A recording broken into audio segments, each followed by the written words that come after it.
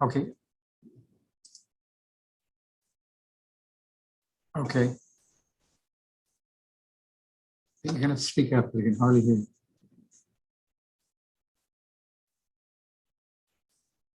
Uh-huh.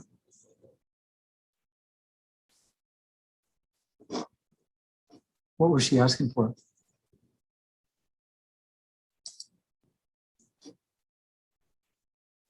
How many pages it was?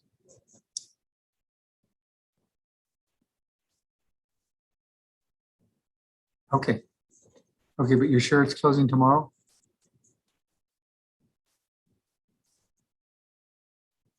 Okay. Okay. Thank you. I'll look at them still, but I'll try to get you. Thank you.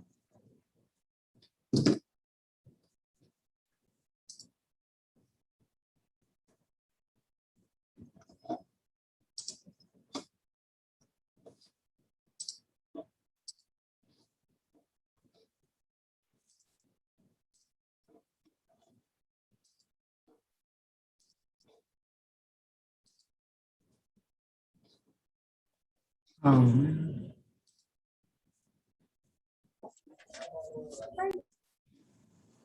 morning. You just get some.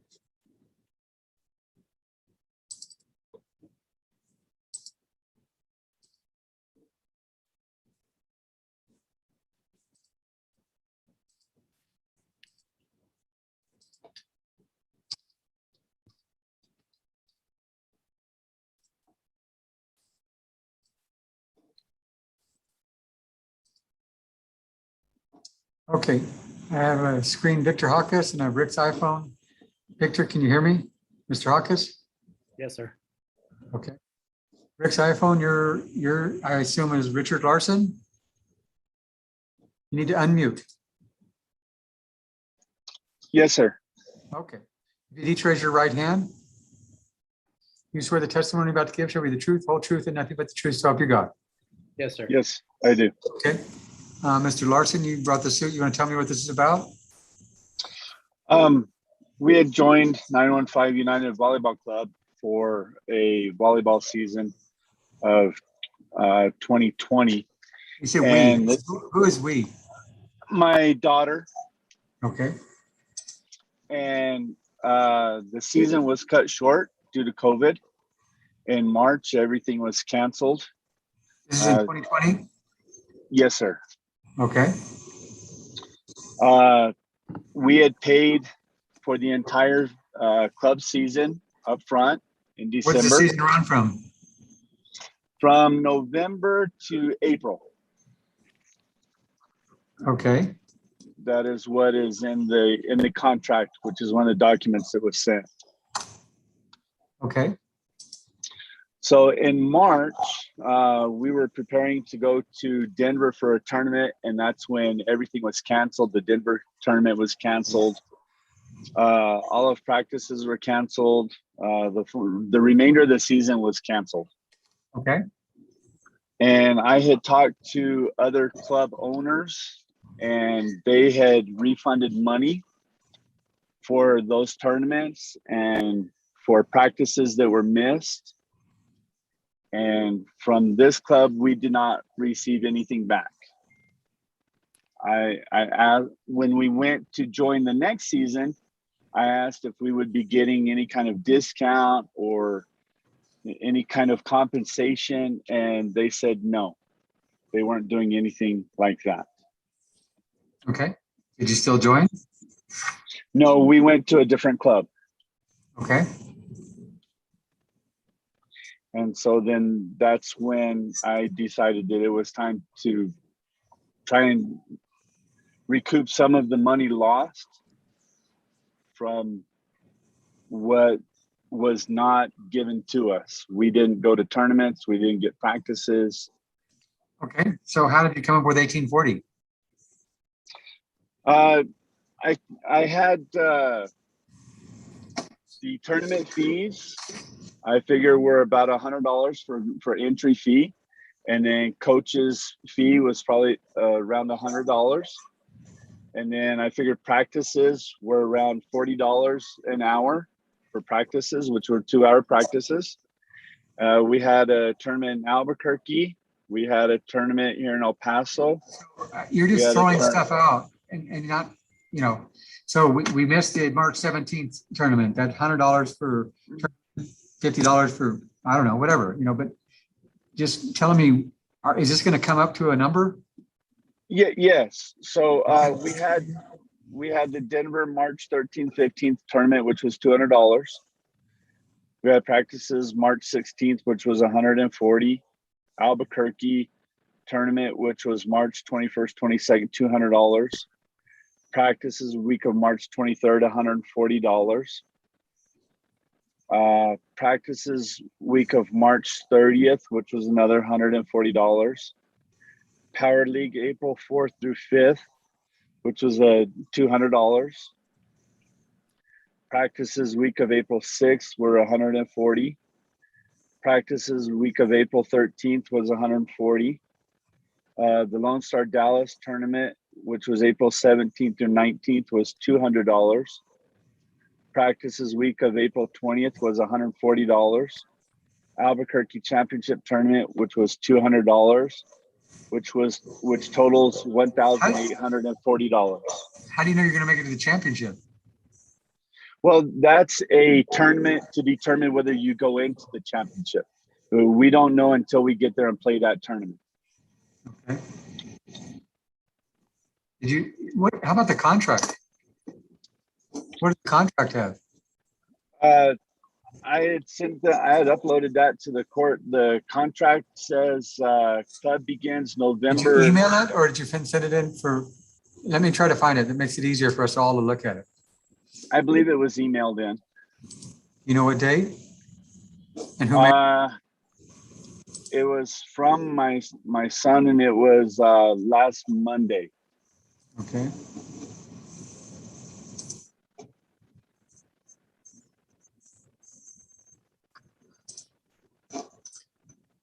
And your son's name?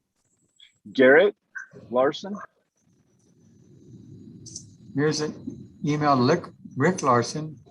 That's probably it. He probably did it, put my name on it.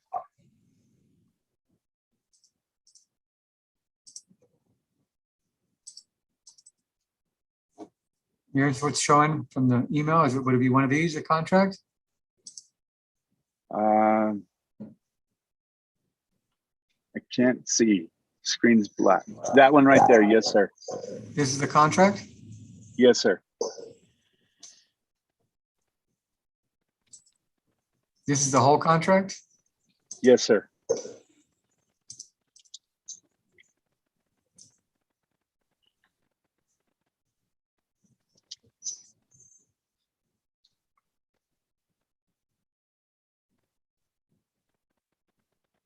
So did you pay yours in full?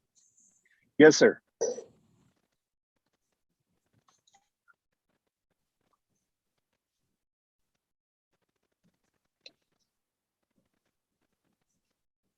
Okay, go ahead. And so the season runs from November to April.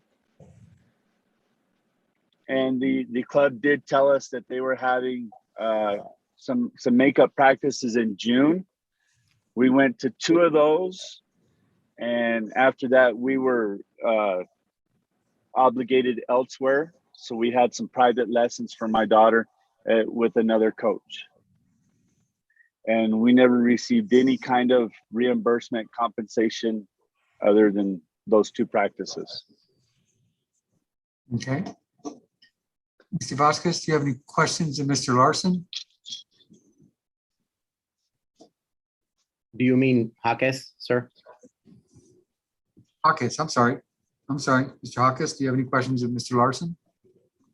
No, sir. Okay, well, is 915 United Volleyball Club, is it incorporated or how is it? We're an LLC, sir. You're an LLC, so that would be the property defendant would be, you didn't have it on your contract.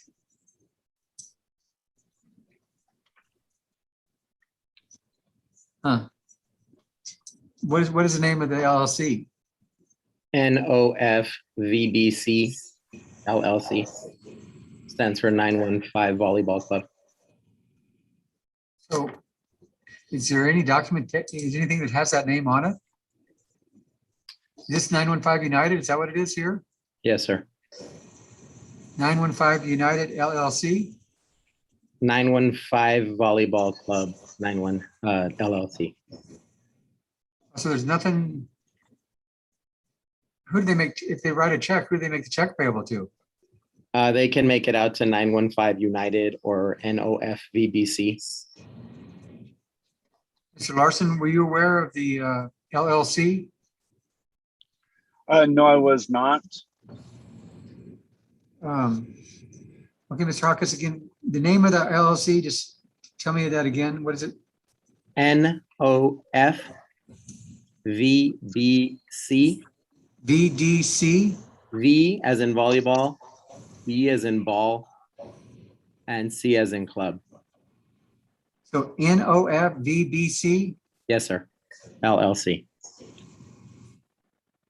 What does the NOF stand for? 915. No. And is this LLC, is that on any document? I guess not that he turned in. I don't see it. I believe our new contracts all have NOFVBC on them. Is this the contract you had with Mr. Larson? I think that's the sheet that they get when they sign up for club, to show them the dates that we're going on. And then there's an attachment to it, but I don't see it. What's the attachment? Just the particulars, I believe. That's not it. What do you mean? Just the details of what they get. Like that's the cover sheet, and then it just says something along the lines of the details of the contract, like you buy your uniform, like we buy your uniforms. And off the top of my head, that's an old contract. I know I wasn't I actually thought this was tomorrow, so I don't have that contract with me. But that's the cover sheet basically, and then they sign it and turn it in. Okay, go ahead. What would you like to say? Well, so the season was canceled in March. I believe March. I think I don't think that the shutdown started till late March, but the tournaments were canceled by their governing entities. So Crossroads is, as you see on his first list, Crossroads is in Colorado, and they canceled that one. The week after the 15th, so I believe the 20th, they canceled that tournament. So everybody just basically went down the list and canceled everything because the country was basically going on shutdown. Right.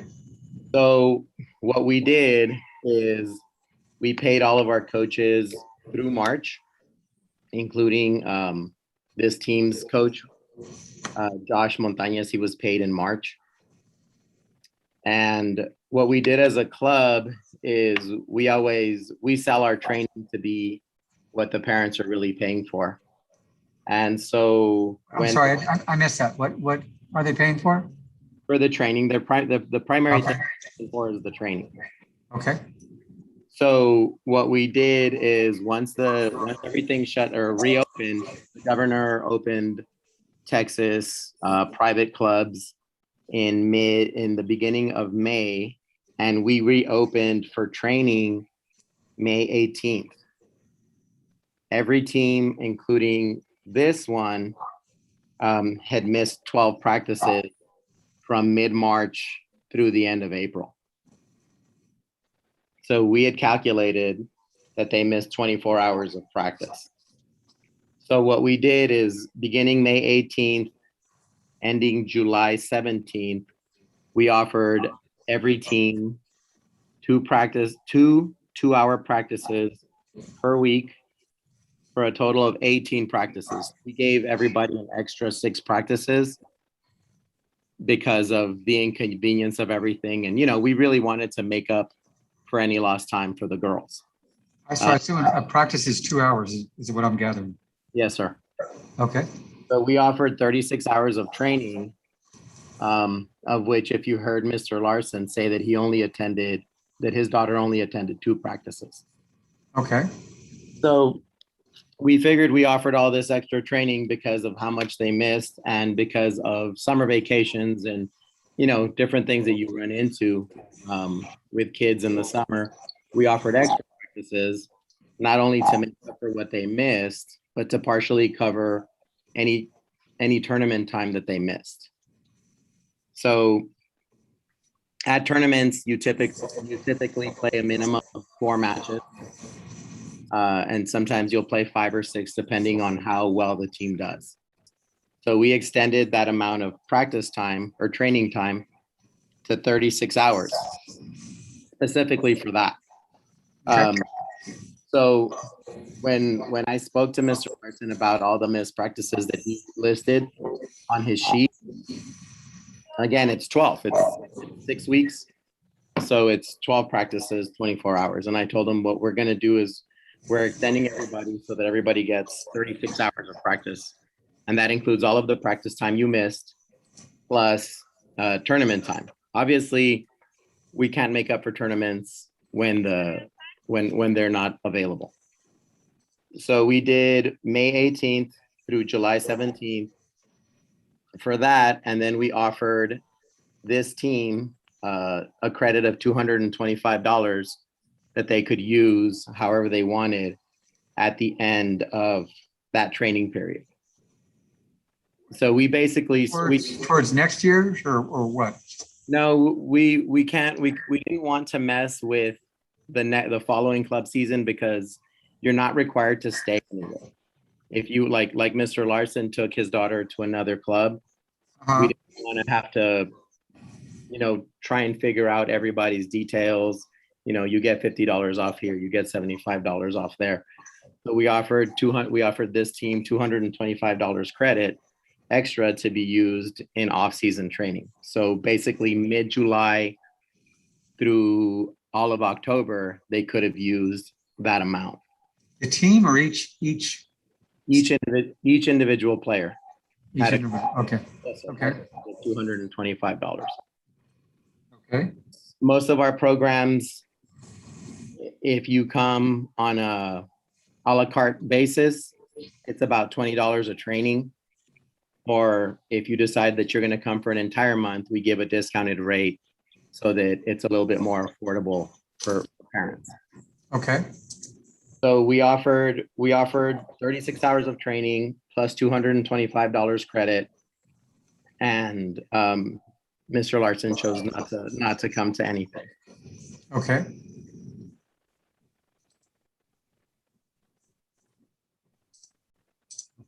Anything else? Well, looking at his sheet, I actually explained to him that parents pay a little bit less per tournament. And that's why we offered $225 credit. If a tournament costs $1,000 for the team, each player is responsible for $100 of that cost. Plus, in addition to the $3,000 they paid at the beginning of the year? No, sir, that's all part of it. Okay, maybe I'm not following you. Tell me that again then. So everybody pays X amount, right? Yeah. I'll give you an example. If they paid $3,000 for that club season, it's basically all the tournaments are divided, all the travel is divided by the number of kids on that team. All right. So one tournament, he has Power League April 4th and 5th listed as $200 that he should get back $200 for that tournament. But that tournament actually only costs $150 for the tournament itself. And if you divide 150 by 10 players, really it's just a $15 credit. I get it. Okay. So that's basically how we got that number, the $225 credit. We basically got that number using the tournament costs. Okay. So we get Southwest doesn't give us money back. And we lost money because booking.com canceled they didn't refund us. So it was hard to give people money back. For airfare, is that what you're talking about? Yes, sir, for airfare for Southwest and for the coaches. So the parents also pay for the coaches' hotel stay. So when you look at his very first tournament, the Crossroads tournament, that $200 is probably closer to about 120, 150, depending on the flight and the hotel. But anything in El Paso it's just the tournament cost. So we basically broke down all of the tournament costs. We divided it by 10 and we gave everybody that amount of credit. And because we weren't getting any money back from Southwest, from some of the hotels, we extended the training by 12 hours so that they could get a little bit extra instead of, having to, like I said, having to go through everybody's list of players and, you get a credit of $75 for this, you get a credit because you paid the whole thing. Most parents don't actually pay the entire amount. Okay. So in April, when of course, very few people paid any of their fees, we basically used anything that was paid to keep the gym open. Mr. Larson said that he spoke to several clubs and they told him that they were giving money back. I actually spoke with we all kind of got together as clubs and we spoke about that, and the clubs that did give money back shut down, and those were all the little clubs where they have one team or two teams and they can give parents, they know exactly how much everything is. And our gym, we have our own gym, and our facility was costing us $5,000 to stay open, and we told everybody we'd rather be here and train you than completely shut down, because we gave everybody $250. So that's why we really extended all of the training and gave them the $225 credit. When I spoke to Mr. Larson, I told him that if we did everything right down the line, that he wasn't entitled to $1,800. He was entitled to closer to $250 or $285. And he said that wasn't good enough. So when I explained to him all of the training, the made up training plus the extra training, he said that he didn't want it because he wanted his daughter somewhere else. So he basically refused our services. Okay. Mr. Larson, do you have any questions of Mr. Hawkins? Well, the contract does state Questions? Do you have any questions of Mr. no, I don't have any questions. I just feel that Go ahead. no questions. Okay, go ahead. You can tell me what you're going to say. Well, I guess I do have a question. Are we obligated to do anything after April? You're asking me? Yes. If the contract ends in April, are we obligated for anything after that? Well, the pandemic was definitely something new that I had ever experienced.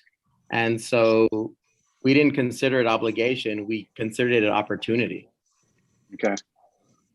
But we're not, even as an opportunity, we had elsewhere commitments. So we're not obligated to do any of that. Vouchers, did you all go after any vouchers from Southwest? As a parent, for all the flights. Let him ask a question. Ask the question and let him answer it. Oh, okay. So Southwest actually gives every individual credit. They don't give the purchasing party, they don't give them credit. They give the listed person credit for the flight. So there were parents that the following season did get some kind of credit towards towards flights and whatnot if they requested it after they used all the training and the credit that we, How about, how about the coaches? what do you mean? Did the coaches get that credit? Yes. So some of the coaches that stayed at 915 were able to use that credit as flights, Okay. but it wasn't our credit. It was their own. Okay. I have no questions. Okay, well, anything else you'd like to state? No. Okay, anything you'd like to state, Mr. Hawkins? I'd like to tell Mr. Larson that his daughter was approached by other clubs because of the amount of training and work that she put in at our club. He knew how well we did because it showed when she played. She did well. She played well. She got asked by other clubs to come play for them when she got trained by us. And when he chose not to come to the trainings, that was, 100% his decision. But we were really trying to help make his daughter better. And we weren't trying to shut down. And we employ a lot of coaches and a lot of people that make extra money because of the club. And we wanted to give everybody an opportunity to work. As a club, as an LLC, we got the $7,500 PPP or EIDL loan from the government, and we used that to keep the gym open. We didn't put that money in our pockets. We paid coaches, we paid our lease to stay open, to give, not just Mr. Larson's daughter an opportunity to play, but more kids an opportunity to play. And I feel like he's acting like we did this just to keep their money when there really wasn't money to give back. Okay. Mr. Larson, would you like to say anything? Well, I think there was money to give back because they did send out notices to parents to please pay your money for the club fee. I know several parents that didn't pay both months, and I just don't think it's fair. Okay, I'm not sure what you're talking about, but if you wanted to bring that in and bring those other parents in. I don't have them at this time. Okay. Okay. The pandemic, as Mr. Hawkins said, is not something that was foreseen or could have been reasonably forecasted. I think that they tried to do everything they could by scheduling these makeup practices. They tried to mitigate the damage as best they could and keep open for the benefit of all. And so my judgment is for the defendant, and it's a take nothing judgment. Thank you. Okay. We will email a copy of it to both. I don't know, Mr. Hawkins, do we have your all's email? I'm not sure, but if you'd like it. One second, let me print out the form and then I'll write it down on it. 1 second. Yes, sir.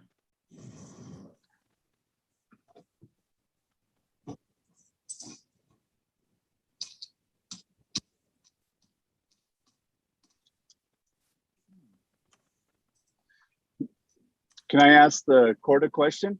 Sure. I don't know that. The pandemic wasn't our fault either. I don't see why we were penalized for paying the entire service when we never received the services back. I think he misunderstood what my response was. I think they tried to mitigate as best they could.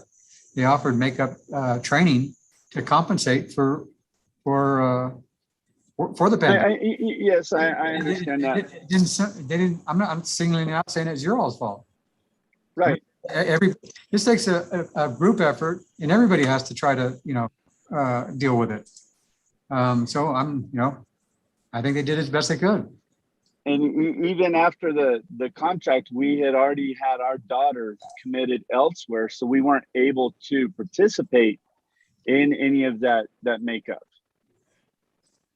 So I didn't want to leave the other guy high and dry either, just for them to say, well, this is how we're making up to you. And they never told me, we're giving you $250, we're giving you this, we're giving you that. They just said, we're having makeup practices and that's it.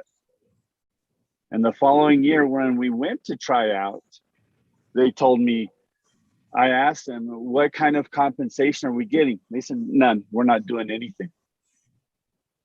And I asked them, how are you going to play my daughter?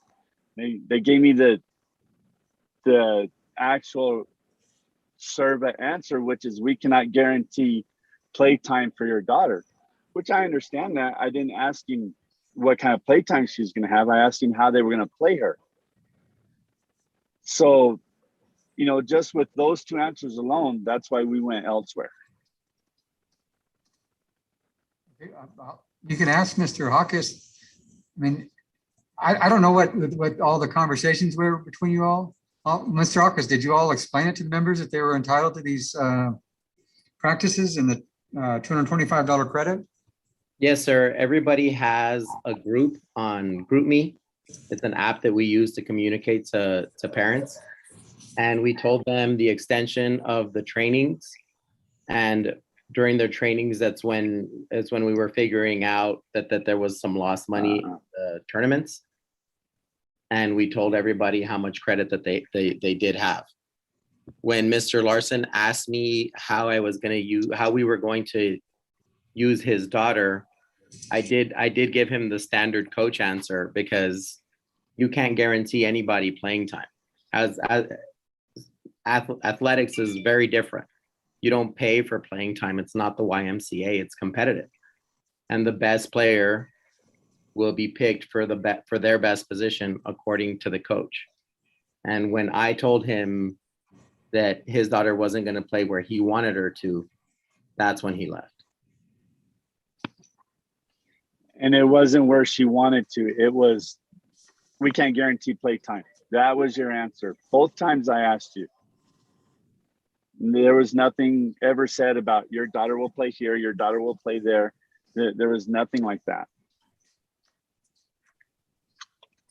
See, that's the way this whole thing has been, is it's a straightforward answer, which is the basic coach answer.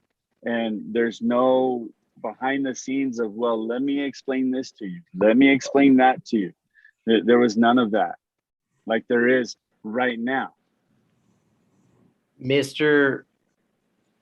Larson has had his daughter in club volleyball and in volleyball since she was at least in 7th grade, maybe 6th grade.